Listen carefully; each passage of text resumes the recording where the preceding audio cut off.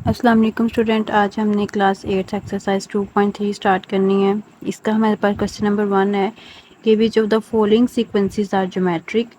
आपने बताना है कि कौन सी सीक्वेंसेस ज्योमेट्रिक हैं and if geometric then find the common ratio. अगर कोई सीक्वेंस ज्योमेट्रिक है तो आपने इसकी कॉमन रेशियो फाइंड करनी है। ठीक है, तो सबसे पहले हमें ज्योमेट्रिक सीक्वेंस के बारे में पता होना चाहिए कि ज्योमेट्रिक सीक्वेंस कैसी होती है। ठीक है, तो जो ज्योमेट्रिक सीक्वेंस होती है कि अगर आपके पास जो गिवन सीक्वेंस में सेकंड जो है वो टर्म को फर्स्ट टर्म पर डिवाइड करके, यानी कि अगली टर्म को पिछली टर्म पर डिवाइड करके जो है वो आंसर सेम आता जाए। 2 को 1 पर डिवाइड करें, 3 को 2 पर, 4 को 3 पर, तो आंसर तीनों का सेम आए, तो इसका मतलब है कि फिर ये सीक्वेंस क्या होगी, ज्योमेट्रिक सीक्वेंस होगी। जैसे हमने अरिथमेटिक सीक्वेंस में पढ़ा था, उसमें अगली टर्म को पिछली टर्म से माइनस करने से आंसर सेम आता था। इसमें इन दोनों चीज़ों को, यानी कि अगली टर्म को पिछली टर्म पे डिवाइड करने से आंसर सेम आएगा। ठीक है, तो यहाँ पे पहले हम इसको चेक करते हैं कि ये ज्योमेट्रिक सीक्वेंस बनती है या नहीं। तो इधर हम 2 लिखेंगे, 2 डिवाइडेड बाय 1, 2 को 1 से डिवाइड करवाएंगे तो आपके पास क्या आंसर आएगा, 2 आएगा। इसके बाद 3 को 2 से डिवाइड करवाएंगे, 3 डिवाइडेड बाय 2 कितना आंसर आएगा, 3/2 अभी हम इसको लिख सकते हैं। ठीक है, कटिंग वगैरह इसकी कुछ भी नहीं होनी, या पॉइंट में लिख लें या एज इट इज़ इसी तरह लिख लें। ठीक है, 4 डिवाइडेड बाय 3 करेंगे तो आपके पास जो है वो 4/3 आंसर आएगा। तो अब ये जो 3 आंसर आए हैं ये सेम नहीं है, बल्कि तीनों डिफरेंट है। तो इसका मतलब है कि गिवन सीक्वेंस जो है वो ज्योमेट्रिक सीक्वेंस नहीं है। ठीक है, तो यहाँ पे हम लिख देंगे कि hence it is not geometric sequence. ठीक है, इसके हमारे पास जो है वो फोर्थ पार्ट है, सॉरी सिक्स्थ पार्ट है इसके। ठीक है, सारे सेम इसी तरह है। इसका मैं अब आपको जो है वो लास्ट वाला सिक्स्थ वाला पार्ट करवाती हूँ। ठीक है, सिक्स्थ वाला पार्ट अब हम इसका करते हैं। उसकी वैल्यू हमारे पास है 1 1 0 और 1। ठीक है, तो इसको चेक कर लेते हैं यहाँ पे। तो कैसे चेक करना है हमें पता है। 1 सेकेंड टर्म से फर्स्ट टर्म डिवाइड करवाएंगे, 1 डिवाइडेड बाय 1, तो क्या आंसर आएगा आपके पास, 1 आ जाएगा। इसके बाद हम लेंगे 0 डिवाइडेड बाय 1, तो 0/1 आ गया, मीन्स के 0। ठीक है, 0 को जिस भी नंबर से डिवाइड करवाते हैं आंसर क्या आता है, 0। इसके बाद हमने क्या करना है, 1 डिवाइडेड बाय 0, ये क्या बन जाएगा, 1/0। तो समथिंग ओवर 0 बच्चे जो होता है, यानी कि ऊपर कोई भी वैल्यू हो लेकिन बटे के नीचे अगर 0 आ जाए तो वो आपके पास इक्वल होता है इन्फिनिटी के बराबर, यानी कि उसको जो है हम फाइंड आउट नहीं कर सकते। तो अब ये जो 3 आंसर आए हैं ये तीनों डिफरेंट हैं, जिसका मतलब है कि ये भी ज्योमेट्रिक सीक्वेंस नहीं है। तो यहाँ पर भी हम सेम उस तरह लिखेंगे, hence it is not a geometric sequence. अच्छा, अब ये हमारे पास सिक्स्थ पार्ट है, इन दोनों में हमारे पास जो है वो नॉट अ ज्योमेट्रिक सीक्वेंस है। अब कोई एक ऐसा पार्ट कर लेते हैं जिसमें आपका आंसर जो है वो ज्योमेट्रिक सीक्वेंस बने। तो अब हम ये फिर इसका फोर्थ वाला पार्ट कर लेते हैं। ठीक है, तो जहाँ पर हमने क्या करना है कि 8 को 16 पर डिवाइड करवाना है, 8 डिवाइडेड बाय 16। ठीक है, तो ये आपके पास आ जाएगा, इसकी कटिंग कर लें तो ये आपके पास आ जाएगा 1/2। ठीक है, अब हमने क्या करना है, 4 डिवाइडेड बाय 16, इसको हम ऐसे भी 4 डिवाइडेड बाय 8 सॉरी, इसको हम ऐसे भी लिख सकते हैं और ऐसे भी लिख सकते हैं, बटे में भी। ठीक है, तो इसको भी पहले हम इस तरह लिख सकते हैं, डिवाइडेड बाय 16। तो हमें एंड पे जाकर जो है वो इसकी कटिंग ही करवाना होगी, तो 4 1 द 4 और 4 2 द 8, तो दोनों आंसर सेम आए हैं। तो इसका मतलब है कि ये आपके पास ज्योमेट्रिक सीक्वेंस है, hence it is geometric sequence. तो हमें क्वेश्चन में कहा क्वेश्चन में हमें कहा गया था कि अगर ये ज्योमेट्रिक सीक्वेंस है तो आप उसकी कॉमन रेशियो भी लिखें। ठीक है, तो कॉमन रेशियो बच्चों क्या होती है, ये जो आपके पास रेशियो बनती है ना, सेकंड को हम फर्स्ट पे डिवाइड करते हैं तो रेशियो ही बनती है। इसको सिंप्लीफाई करके जो हमारे पास आंसर आता है, ठीक है, उसको हम कहते हैं कॉमन रेशियो, यानी कि एक जैसा जो कॉमन मतलब एक जैसा जो आंसर आता है वो कॉमन रेशियो होती है। तो यहाँ पर हमारे पास कॉमन रेशियो क्या आ रही है, 1/2। अब हमने इसका क्वेश्चन नंबर 2 स्टार्ट करना है, find the general term of geometric sequence. ये ज्योमेट्रिक सीक्वेंस आपको दी गई है, इसकी आपने जनरल टर्म फाइंड करनी है, ठीक है। तो जैसे हमने अरिथमेटिक सीक्वेंस की जनरल टर्म का फार्मूला पढ़ा था, ठीक है, इसी तरह ज्योमेट्रिक सीक्वेंस की जनरल टर्म का भी फार्मूला हमारे पास होता है। ये हमारे पास होता है an is equal to a1, ठीक है, a1 into R raise to power n-1, ठीक है। ये फार्मूला आपने जो है ये याद करना है, ठीक है, ये हमने इस क्वेश्चन में यूज़ करना है। तो यहाँ से हम इसका सोल्यूशन स्टार्ट करते हैं। यहाँ पर आपके पास जो a1 है वो 1 के इक्वल है, क्योंकि फार्मूले में हमें a1 चाहिए और क्या चाहिए, r चाहिए। और r हमें पता है कि हम कैसे निकालते हैं ज्योमेट्रिक सीक्वेंस का, सेकंड टर्म को फर्स्ट वाली टर्म पर डिवाइड करके। तो 4 डिवाइडेड बाय 1 आंसर कितना आएगा, 4, यानी कि r हमारे पास क्या आ गया, 4। अब फार्मूले का हमें पता है, we know that an is equal to a1 into R n-1। तो यहाँ पे हम वैल्यूज़ लगाएंगे, ठीक है। हमने जनरल टर्म से क्या मर्द है बच्चों कि हमने an फाइंड करना है, ठीक है, इसलिए हमने an का फार्मूला लगाया। तो an हम एज इट इज़ लिखेंगे, a1 हमारे पास है 1 और r हमारे पास कितना आया है 4, इसकी पावर कितनी है n-1। तो 4 इंटू 4 पावर n-1 को 1 से मल्टीप्लाई करवाएंगे तो ये 4n-1 ही रहेगा, और यही हमारे पास इसकी जनरल टर्म का आंसर आ जाएगा, ठीक है। इसके टोटल 4th पार्ट है, सेम एक तरह के ही हैं। तो इसका मैं अब आपको 4th वाला पार्ट करवाती हूँ, ठीक है। उसके हमारे पास जो गिवन सीक्वेंस है वो है 200, 100, 50, 25 एंड सो ऑन। तो यहाँ पे हमारे पास जो है वो a1 क्या है, 200 है, और r कैसे आएगा, 100 डिवाइडेड बाय 200। तो क्या आंसर आ जाएगा, 1/2, 0 से 0 कैंसिल होके 1/2, ठीक है। तो अब हम फार्मूला लिखेंगे, we know an is equal to a1 r raise to power n-1। Values लगाएं, a1 कितना है 200, r कितना आया है 1/2, n की पावर क्या आ रही है, सॉरी r की पावर हमारे पास क्या आ रही है n-1, ठीक है। तो यही, इसको अब हम मज़ीद सिंप्लीफाई नहीं कर सकते, तो यही हमारे पास जो है इसकी nth टर्म का आंसर होगा, सही है। इसके बाद बच्चों हमने क्वेश्चन नंबर 3 स्टार्ट करना है, फाइंड द फर्स्ट 4 टर्म्स, ठीक है, ऑफ ज्योमेट्रिक सीक्वेंस।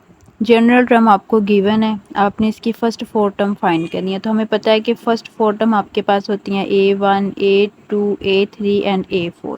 मींस कि आपको पहले n की जगह 1 लगाना चाहिए, फिर n की जगह 2 लगाना चाहिए, फिर n की जगह 3 और फिर n की जगह 4, ठीक है।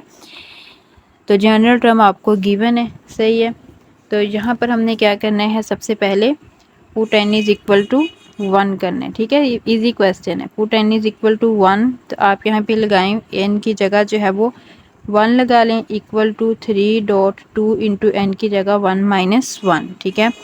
तो ये आपके पास क्या बनेगा, 3.2 1-1 ज़ीरो हो जाएगा। यहाँ पर डॉट जो है ये मल्टीप्लिकेशन को शो कर रहा है, ठीक है, यहाँ इसका आपने ख्याल रखना है।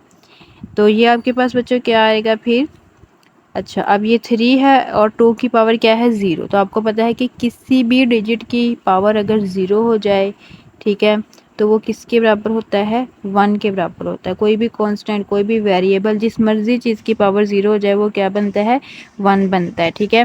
तो यहाँ पर आपके पास जो है वो 3 1 3, तो 3 1 3 हो जाएगा। तो यहाँ पर a1 के आपके पास क्या वैल्यू आ रही है, 3 आ रही है, ठीक है।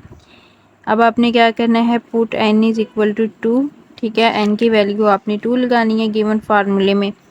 तो यहाँ पे अब हम लिखेंगे an है तो a2 equal to 3 into 2 raise to power n की जगह 2 लगाएंगे, -1 एज इट इज़ लिख देंगे। तो a2 इज इक्वल टू आपके पास यहाँ से इसको सॉल्व करेंगे, 3.2 की पावर 2-1 तो 1 रह जाएगा। तो 2 की पावर 1 2 के बराबर है, ठीक है। तो इसको हम ऐसे भी लिख सकते हैं, 3 इंटू 2। तो यहाँ पर आपके पास a2 किसके इक्वल आ जाएगा, 6 के इक्वल आ जाएगा, सही है। तो सेम इसी तरह अब हमने क्या करना है, put n is equal to 3। तो आपके पास आएगा a3 इक्वल टू 3.2 की पावर 3-1 आ जाएगा, ठीक है। तो ये आएगा 3 माइनस 1 कितना होता है, 2 होता है। तो 3 डॉट 2 की पावर 2 का मतलब है कि आपने 2 को 2 टाइम मल्टीप्लाई करवाना है, तो 2 2 दा कितना होता है, 4 होता है। तो 3 4 दा 12 हो जाएगा। तो इसका मतलब है कि आपके पास A3 किसके बराबर आ गया है, 12 के इक्वल आ गया। ठीक है, ये आपके पास A1 आया है, ये A2 आया है और ये A3 आया है।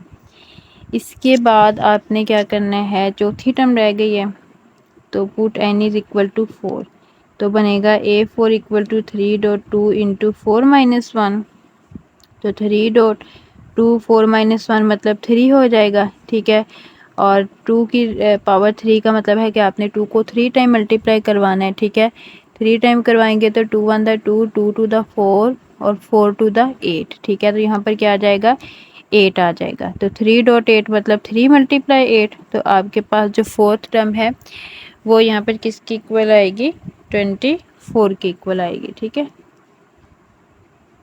वो सॉरी 4। तो ए फोर्थ टर्म किसकी इक्वल आएगी, 24 के।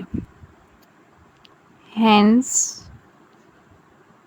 4 टर्म्स आर, कौन कौन सी हैं आपके पास 4 टर्म्स आई हैं, 3 6, ठीक है, 12 और 24।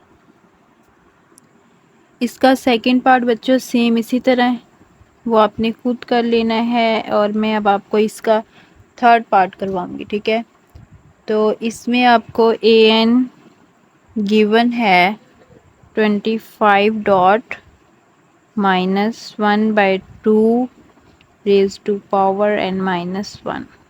यहाँ से हम इसका सोल्यूशन स्टार्ट करेंगे, तो सेम इसी तरह यही स्टेप फॉलो करेंगे। सबसे पहले हमने क्या करना है, put n is equal to 1। तो यहाँ पर n की जगह हमने 1 लगाना है। 25 डॉट माइनस 1/2, n की जगह 1 माइनस 1। सही है, तो ये आपके पास क्या आएगा, 25 डॉट माइनस 1/2, 1 माइनस 1 मतलब 0। ठीक है, और अभी मैंने आपको बताया है कि अगर किसी भी चीज़ की पावर 0 आ जाए तो वो 1 हो जाता है। ठीक है, तो 25 1 कितना आ गया हमारे पास, 25।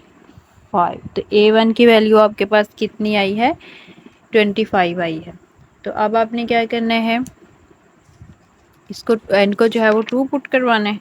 ठीक है, अब हमने लिखना है put n is equal to 2। ठीक है, यहाँ पे हम लिखेंगे A2 equal to 25 dot minus 1/2, n की जगह 2 माइनस 1।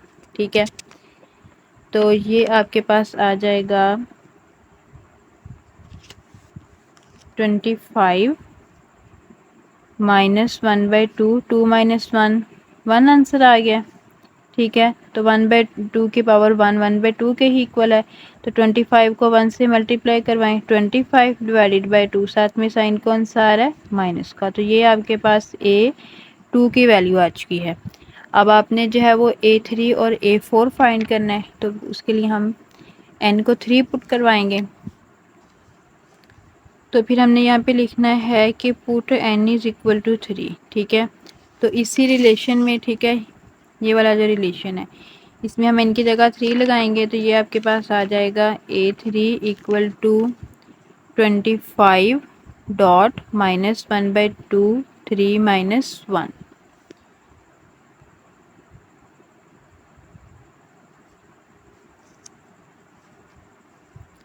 25 माइनस 1/2, 3 माइनस 1 का मतलब क्या है, 2। ठीक है, तो 25। अच्छा, अब यहाँ पर -1/2 की पावर आपके पास 2 है, तो माइनस की पावर 2 है, यानी कि माइनस की पावर कोई इवन नंबर है। तो माइनस की पावर जब इवन नंबर होती है तो वो प्लस में चेंज हो जाता है। वैसे ही अगर हम इसको चेक करें, आप माइनस को 2 बार मल्टीप्लाई करवाएं तो माइनस माइनस क्या बनता है, प्लस बनता है। ठीक है, तो ये प्लस हो गया। 1 का स्क्वायर लें, यानी कि 1 को 2 बार मल्टीप्लाई करवाएं, 1 नहीं आएगा। 2 को 2 बार मल्टीप्लाई करवाएं, 2 टू द 4 आ जाएगा। तो अब ये दोनों चीज़ें आपस में मल्टीप्लाई हो रही हैं, 25 1 द 25 डिवाइडेड बाई 4। तो A3 का आपके पास क्या आंसर आया है, 25/4। अब आपने n को जो है वो 4 पुट करवाना है। ठीक है, तो यहाँ पे हम लिख लेते हैं put n is equal to 4। तो ये आपके पास क्या आएगा, A4 equal to 25 minus 1/2 4 minus 1 आ जाएगा। 25 माइनस 1/2 4 माइनस 1 का आंसर होता है 3। तो ये आपके पास बन गया है 25। ठीक है, माइनस की पावर 3 मतलब ऑड नंबर है। माइनस की पावर, तो जब माइनस की पावर ऑड नंबर होती है तो माइनस माइनस में रहता है। वैसे भी अगर हम माइनस को 3 टाइम मल्टीप्लाई करवाएं, minus into minus into minus, तो minus minus plus, plus minus minus, ये किसके इक्वल आएगा? माइनस के ही इक्वल आएगा। तो 1 का क्यूब लें, यानी कि 1 को 3 टाइम मल्टीप्लाई करवाएं तो 1 आता है, ओवर 2 का cube, 2 multiply 2 multiply 2, 2 to the 4 4 to the 8, तो यहाँ पर क्या आ जाएगा? 8 आ जाएगा। तो 25 और 1 मल्टीप्लाई हो रहे हैं, 25 one 25 plus minus minus over 8, तो ये आपके पास ए 4 की वैल्यू आ गई है। ठीक है, तो 4 टर्म्स, हेंस यहाँ पे हम लिखेंगे कि हेंस